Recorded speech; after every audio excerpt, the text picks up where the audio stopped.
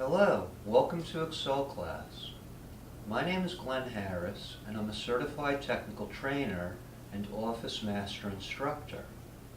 My goal is to teach you to excel at Excel. In the third tutorial in my series, I would like to introduce you to Formulas and Functions, Part 1. In Lesson 3, Formulas and Functions, we'll explore how to use formulas on a single sheet as well as across multiple sheets, and how to use basic functions like Autosum, average, count, today, and payment, as well as explore a concept called absolute references and matrices. What I would ask you to do to begin this lesson is I would like you to all download a workbook from excelclass.training.com/downloads/formulas part 1.xlsx, and I would remind you that the file name and the path are case sensitive. When you open up the Formulas Part 1 workbook, you should be on a sheet called Formulas, and imagine I'd like to use Excel to create a formula to add the numbers in column B. When you'd like to create a formula in Excel, a formula in Excel always starts by selecting an empty cell where you would like the answer to appear. And I would ask you to click once on cell B7 at the bottom of the January data. After we click an empty cell, a formula always starts by typing an equal sign, and the equal sign is always going to be next to your backspace key. Although I could retype the three numbers, that's not typically how we use Excel. Take two. After I type the equal sign, although I could retype those three numbers, that's not how we typically use Excel. Instead of typing 110 plus 85 plus 120, I would ask you to point your mouse at the center of cell B4, where we have a fat white plus selection cursor. Click once on B4, and we refer to that as a cell reference. Then I would ask you to type a plus symbol. Click on the 85 in cell B5, type another plus symbol, and click on the 120 in cell B6. After you click on B6, don't type any more plus symbols or Excel thinks that we've made a mistake. To commit your edit, either press the Enter key or the Tab key, and you should generate the number 315. That was a lot of work, and I would not expect you to repeat that for February, March, and April in columns C, D, and E. After we create a formula, we typically copy that formula to other cells, and I would like you to go back and click on cell B7. Then I'd like you to point your mouse at the green square in the lower right-hand corner. Wait for the fat white plus to change to the thin black plus. Hold your left mouse button, drag your mouse right to column E, April. And when you let go of your mouse, notice that by copying the formula, Excel adjusted the references from column B to column C to column D and then to column E. As much as you should want to total your rows, you may also like to total your columns. I would ask you to start by clicking once on cell F4. Then I would like you to type an equal sign. Click on the 110 in B4, type a plus. Click on the 115 in C4, type a plus. Click on the 120 in D4, type a plus, and then click on the 125 in E4. But don't type any more pluses after E4 or Excel thinks that we've made a mistake. And then I would ask you to either press Enter or Tab to commit your edit. When you press Enter or Tab, you should see the number 470. After we create a formula, we typically copy that formula to other cells. I would like you to go back and click on cell F4. Point your mouse at the green square in the lower right-hand corner, and now drag the green square down to row 7, and now you've copied this formula for each row. What's important to notice is that where the original formula refers to the numbers in row 4, when we move the formula down by dragging the green square, you'll notice that the formula in F5 adjusted to row 5 and F6 is adjusted to row 6.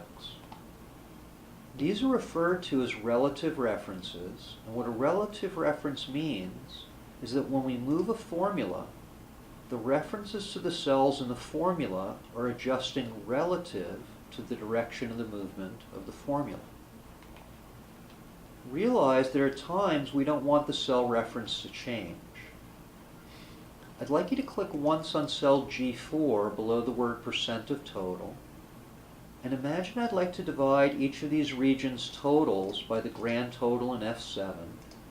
What I would ask you to do in cell G4 is create another formula by typing an equal, and then I would like you to click on the 470 in F4. For division, type a /, and now click on the 1380 in F7. Then we need to press either Enter or Tab to commit our edit. And when you press Enter, you should get about 34%. I would ask you to go back and click on the 34% in G4. Point your mouse at the green square in the lower right, double left click. Notice that when I fill the formula down, the formula generated a series of errors. If you ever get an error in a cell, I'd recommend that you double click it. When you double click the cell, notice Excel highlights the cells we're referring to. And while F5 is a good reference, notice that F8 is not a good reference. If I double click on cell G6, notice that F6 is a good reference, but F9 is not a good reference. There are times when you create a formula when you don't want the reference to change when the formula moves. And I would ask you to go back and double click on the 34% in G4. There's a concept called an absolute reference. Although absolute reference is a technical term, some people use the word locked, anchored, or constant. After you double click on cell G4 to access editing mode, on a Windows computer, on the top row of your keyboard, you press the F4 key. And when I press the F4 key, notice that added $ on F7. On a Macintosh, however, it's not F4, it's Apple T or Command T. I'm going to press Enter to commit my edit. Nothing's changed, but I go back and click on that 34% again. And then I'd ask you to double click on the green square in the lower right. Now when I fill the formula down, all of these formulas refer to cell F7. The technical word for this is an absolute reference, though most people use the word locked, anchored, or constant. When creating a formula, bear in mind Excel follows the mathematical order of operations, often referred to as Pemdas, and you may recall learning about a phrase, "Please excuse my dear Aunt Sally." What PEMDAS means is if I were to create a formula that said 2 plus 3 times 4, we don't simply read the formula left to right and say 2 plus 3 is 5, 5 times 4 is 20. Multiplication has precedence over addition, and Excel's going to calculate 3 times 4 plus 2 and produce a 14. In order to produce the number 20, what people often do in Excel is we use parentheses to override the order of operations. If I create another formula that says equals open parentheses 2 plus 3 close parenthesis times 4, when I press Enter, 2 plus 3 has precedence over the multiplication, and now I get a 20. As much as you should know how to create a formula using cells on a single sheet, you should also need to know how to create formulas that refer to cells across many sheets. There's a sheet to our right called January, where you'll notice that I've broken out my 3 regions. There's another sheet called February, another sheet called March, and then another sheet called April. What I would ask you to do is navigate to the sheet called Summary, and imagine on the summary sheet I need to add up the sales to the East region for January, February, March, and April. What I would ask you to do on the summary sheet is start in cell B4. Recall that we always start in an empty cell, and we always start a formula by typing an equal sign. After you type an equal sign, I would ask you to click on the sheet called January and click on cell B4. Then I'd like you to type a plus, click on the February sheet, click on cell B4. Type another plus, click on the March sheet, click on cell B4. Type another plus, click on the April sheet, click on cell B4. But then don't type any more pluses and don't click on the summary sheet. To commit your edit, press enter, and now I've added that number across 3 sheets, and then you would fill the formula down, let's say to row 7. In Excel parlance, this is referred to as a 3-dimensional formula. As much as you should need to know how to create a formula, you should also need to know how to use basic functions. I would ask you to click on the function sheet to your left. What I would like you to do is start by clicking once on cell B7, and instead of typing an equal sign, realize that there are functions that make your job easier. When people ask you if you know Excel, they expect you to know the words sum or Autosum. On the Home tab of the ribbon, in the far upper right, you'll see the word Autosum. After you click on cell B7, click once on Autosum, and I'd like you to notice we don't have to type an equal sign. Excel typed the equal for us. Where you're seeing a B4 colon B6, this is called a reference to a range, and the reference means starting in B4, ending in B6. I would ask you to press the Enter key to commit your edit. You should get a 315. Go back and click on the 315 again, and then drag the green square right to column E, April. And as I copy the formula to the right, the relative references change from B to C to D to E. And then I would ask you to undo that, erase all those numbers. There's a faster, easier way to Autosum. Instead of just clicking a cell and clicking Autosum, can I ask you to highlight cells B7 to E7?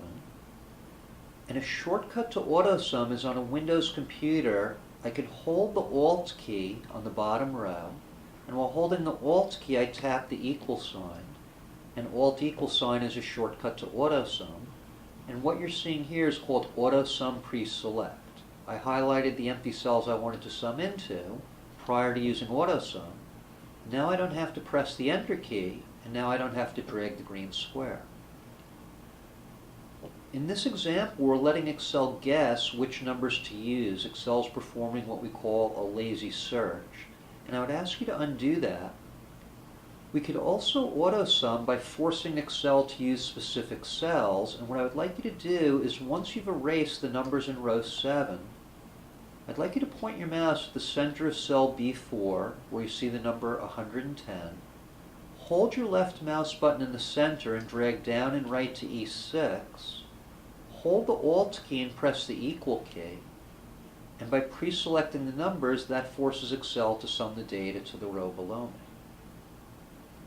As much as we may need to sum the rows, we could also need to sum the columns, and I would ask you to start by clicking once on cell F4. Another trick for Autosum is click on the word Autosum, but don't press Enter. If you click the word Autosum a second time, it's as if you had pressed Control Enter. And after you click Autosum and pause in Autosum, recall that we could double-click this green square, and double-clicking allows that to travel vertically to the bottom. But then the formula filled down too far, and recall that we learned in previous lessons we could use that green square to erase. To get rid of that 0 in row 8, drag the green square up and in. When I let go, I've used the green square to erase the 0. And then imagine I would like to divide each of the region's monthly totals by the grand total at the bottom. I would ask you to navigate to cell G4, and recall that to create a formula, we should type an equal sign. I'd ask you to click on the 470 to your left in F4, type a / and click on the 1380 in cell F7. When I press Enter to commit my edit, you should get a 34%. Then I'd go back and ask you to click on cell G4, click once on the 34%, and realize that if I double-click the green square to fill it down, we would get errors. And if that ever happens, I want you to double-click on the cell that has the error. Recall that double-clicking is referred to as in-cell editing mode. When I double click, notice that Excel highlights the cells that we're referring to, and while F5 is a good reference, F8 is not. If I double click on cell G6, F6 is a good reference, F9 is not. So I'm going to go back and click twice on G4, and recall that there's a concept called locking. If a formula works once, and you move the formula and the formula breaks, there's a good chance you need to lock something with an absolute reference. And after I double click on G4 to access editing mode, on my Windows computer I press the F4 key, F4 adds $signs, and then I press enter to commit my edit. I go back and I click on that 34% again, and then I double click the green square, and it should work for every row, but I don't need that 0% at the bottom, so I drag the green square diagonally up and in to erase that number. When working with absolute references, there's a concept called a matrix, and what I would ask you to do is navigate to the sheet on your right called the matrix sheet. Imagine that I have 3 items, widgets, contraptions, and doodads, and I've sold a constant number of each item across 4 months. Each item has a different price, and what I would like to do is create one formula to multiply each item's price by the quantity I sold in that month. So I would ask you to start by clicking once on cell C6, and I'd like you to create a formula that says equals B6 times C5, but don't press enter. When I move the formula down, I don't want C5 to change to C6. But when I move the formula right, I do want C5 to change to D5 and E5. So here I'm going to press my F4 key twice. That is called a mixed reference. There's a dollar on the 5, there's no dollar on the C. What that means is the letter C could change to D, E, and F, but when I move the formula down, row 5 will not change to 6, 7, and 8. Then I'm going to click in the middle of the B6 reference or to the left of the B6 reference. It doesn't really matter where my cursor is. After I click in the B6 reference, realize that when I move the formula down, I want the 6 to become a 7 and an 8. When I move the formula to the right, I don't want the B to change to C, D, or E. So I press the F4 key 3 times, and I get a $B6. The B is locked, but the 6 is relative, and these are referred to as mixed references. Now I press enter to commit my edit, and I go back and I click on that 218. Now I'm going to double left click on the green autofill square, and then I'm going to point my mouse at the green autofill square in the lower right, drag that to cell F8. When I fill the formula down and right, notice that we've created one formula to produce 12 calculations. As much as you need to add numbers within a sheet, recall that we need to add numbers across sheets. Going back to the January, February, March, April data, I'd ask you to navigate back to the summary sheet, and on the summary sheet I would ask you to erase these formulas we've created. And then imagine I would like to add the East region sales from January to April. I would ask you to click once on cell B4, and then click once on the word Autosum. After you click on the word Autosum, navigate to the sheet tab called January, click on the January sheet, click on cell B4. Holding the Shift key, Shift click on the April sheet at the bottom, and after you Shift click on the April sheet, let go of your mouse, let go of Shift, press the Enter key, and this is referred to as a 3-dimensional function. Then I'd like you to drag the green square down to row 7. And the 3-dimensional function requires that the sales for the East region always appear in cell B4. To look at other functions, I would ask you to go back to the sheet on your left called Functions. As much as people need you to know how to sum your data, we may use average as a statistical descriptive function. I would ask you to start by clicking once on cell B8. There are many ways to access an average function, but I think one of the fastest ways to access average is you'll notice to the right of the word Autosum is a little down arrow, and when you click on that down triangle, you would see the word average. click once on the word average, but notice that average selected the number 315, and I'm not trying to include 315 in my average. So here we have what's referred to as a bad reference. But to fix that, I would ask you to point your mouse at the center of the 110 in cell B4. Click and hold your left mouse button, and while holding your mouse button, pull your mouse down 2 rows, let go. When you see a reference that says B4:B6, press the Enter key to commit your edit. You should get an average of 105. Go back and click on that formula and drag the green square right to column E, April, and now you get the average for each month.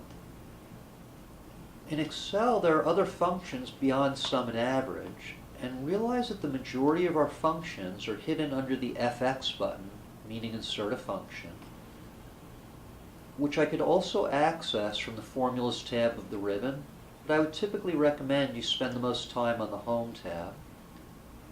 Can I ask you to all click on cell A1, and imagine that I would like to insert a dynamic function that automatically updates with today's date. After you click on an empty cell like A1, I would like you to then click on the FX button, type the word today, press the Enter key, and after you type the word today, you'll notice that Excel returns a list of functions related to today. I would ask you to locate the function called today and either double-click it or click once on the OK button. You'll notice that today does not argue, just click OK to today. And that's a dynamic date where tomorrow that will change. Notice I have a formula that begins with an equal sign, and what that means is we could add and subtract from dates. What I would ask you to do is click in the formula bar to the right of the today parentheses, and I'd like you to type a +1. Notice when I press Enter, today becomes tomorrow. I doubt that anybody would ever test you on a today function, but I think that it's a good one to know. The reason I show you the today function is because that's one of the few to only functions that doesn't argue. What I would like you to do is see an argumentative function. Can I ask you to click an empty cell in column G, and imagine that I'm going to take out a loan to buy an apartment in Manhattan, and I need to borrow $1 million. What I'd like to know is the monthly mortgage payment on $1 million loan. After I click on an empty cell, I click on the FX button to insert a function, and I type the word payment, and after I type the word payment, I press Enter. Notice that Excel returns a list of functions related to making payments, and I would ask you to find a PMT and click twice on the word PMT. Nobody will likely ever test you on a payment function, but I like to use the payment function to illustrate function arguments. Most of the functions you'll use in Excel argue, and all arguments mean is that to answer my question, Excel needs additional information, starting with the rate. Notice I get a description that the rate is the interest rate on this loan. Let's pretend that a mortgage is 5%. After I type 5%, I would ask you to notice to the right of that, Excel is converting that to a 0.05.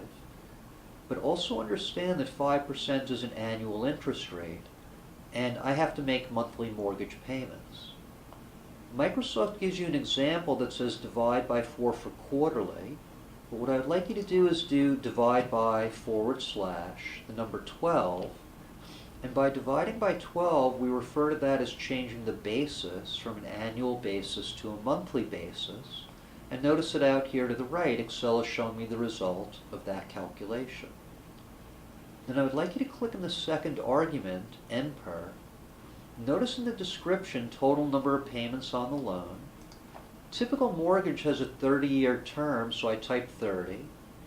But realize we're not making annual mortgage payments. We have to change the basis to monthly. What I would like you to do is multiply that by 12. Notice that out here to the right, Excel is showing me the result of that calculation.